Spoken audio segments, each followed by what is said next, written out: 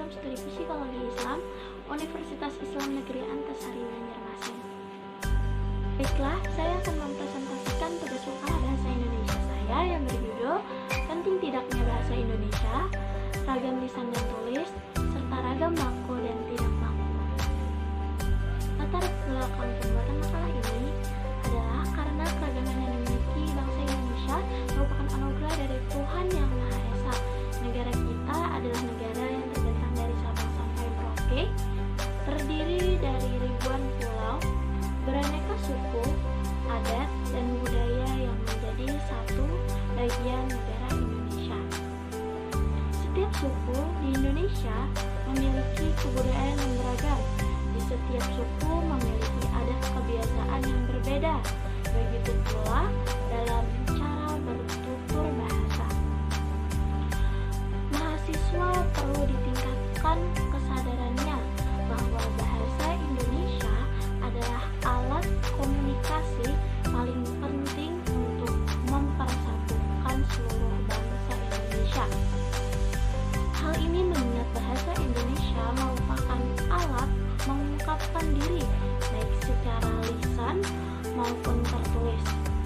Warga negara Indonesia yang mahir berbahasa Indonesia yang akan dapat menjadi warga negara yang mampu memenuhi kewajibannya dimanapun mereka berada, di wilayah tanah air dan dengan siapapun mereka bergaul di wilayah NKRI. Oleh sebab itu, kemahiran berbahasa Indonesia menjadi bagian dari kepribadian Indonesia. Adapun rumusan masalahnya, yang pertama, apakah bahasa Indonesia itu penting? Yang kedua, apa itu ragam lisan dan tulis? Dan yang ketiga, apa itu ragam baku dan tidak baku? Tujuan pembahasan makalah ini adalah untuk yang pertama mengetahui pentingnya bahasa Indonesia, yang kedua mengetahui ragam lisan dan tulis, dan yang ketiga untuk mengetahui ragam baku dan tidak baku. Pentingnya sebuah bahasa dapat kita lihat dari 3 kriteria, yaitu jumlah penutur, luas penyebarannya, dan terpakainya bahasa itu dalam sarana ilmu, sastra, dan budaya. Yang pertama, jumlah penutur. Ada 2 bahasa di Indonesia, yaitu bahasa Indonesia dan bahasa daerah atau bahasa ibu. Yang kedua, luas penyebarannya. Penyebaran suatu bahasa itu tentu berhubungan dengan jumlah penutur bahasa tersebut. Penutur bahasa Indonesia yang lebih 174 juta yang tersebar dalam daerah yang luas dari Sabang sampai Merauke. Keadaan daerah penyebaran ini yang membuktikan bahasa Indonesia sangat penting kedudukannya di antara bahasa-bahasa dunia. Dan yang ketiga, terpakainya bahasa itu dalam sarana ilmu, sastra, dan budaya. Sejalan dengan jumlah penutur dan penyebarannya, pemakaian suatu bahasa sebagai sarana ilmu, sastra, dan budaya dapat dijadikan pola ukur penting atau tidaknya bahasa itu. Kalau kita mencoba memandang bahasa, kita dapat menelusuri seberapa jauh bahasa itu dapat dipakai sebagai sarana ilmu, sastra, dan budaya.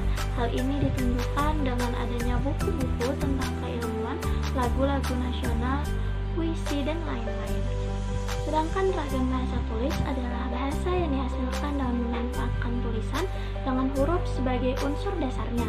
Dalam ragam bahasa tulis, kita harus memperhatikan beberapa hal seperti tata cara penulisan atau ejaan, di samping aspek tata bahasa dan pemilihan kosakata. Dalam hal ini, kita dituntut untuk tepat dalam pemilihan unsur tata bahasa seperti bentuk kata, susunan kalimat, pilihan kata, kebenaran penggunaan ejaan, dan juga penggunaan tanda baca dalam pengungkapan ide kita. Kedua ragam ini berbeda. Perbedaannya dapat kita lihat pada kolom. Ragam lisan menghendaki adanya orang kedua, teman pembicara yang ada di depan pembicara. Unsur-unsur fungsi gramatikal seperti subjek, predikat, dan objek tidak selalu dinyatakan. Unsur-unsur itu kadang dapat ditinggalkan.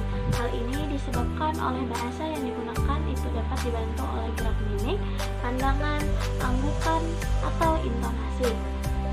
Sangat terikat pada kondisi, situasi, ruang, dan waktu, dipengaruhi oleh intonasi, tekanan nada, irama, dan jeda. Sedangkan ragam tulis ini adalah kebalikannya. Ragam tulis tidak mengharuskan adanya teman bicara berada di depan pembicara. Perlu lebih terang dan lebih lengkap daripada ragam lisan. Fungsi-fungsi gramatikalnya harus nyata karena ragam tulis tidak mengharuskan orang kedua berada di depan pembicara. Kelengkapan ragam tulis bertujuan agar orang yang diajak berbicara mengerti isi tulisan itu, tidak terkait dengan kondisi, situasi, ruang, dan waktu. Dipengaruhi dan dilengkapi dengan tanda baca, huruf besar, dan huruf mirip. Selanjutnya adalah ragam baku dan tidak baku. Bahasa baku adalah bahasa yang digunakan dalam situasi formal atau resmi. Bahasa baku menggunakan aturan atau kaidah bahasa Indonesia dalam hal ejaan yang disempurnakan atau berbeda, seperti dalam undang-undang, surat menyurat, dan rapat resmi. Sedangkan bahasa tidak baku adalah bahasa yang digunakan dalam situasi informal atau tidak resmi. Bahasa tidak baku tidak menggunakan aturan atau kaidah bahasa Indonesia. Contoh dari bahasa baku dan tidak baku ini dapat kita lihat pada kolom. Yang pertama, Zara injak kotoran ayam. Bahasa bakunya adalah Zara menginjak kotoran ayam. Yang kedua, Mira tahu kucingnya hilang. Bahasa bakunya Mira tahu bahwa kucingnya hilang. Yang ketiga, nenek saya rumahnya rusak. Bahasa bakunya rumah nenek saya rusak. Sekian presentasi dari saya. Salah dan hilafnya mohon dimaafkan. Wassalamualaikum warahmatullahi wabarakatuh.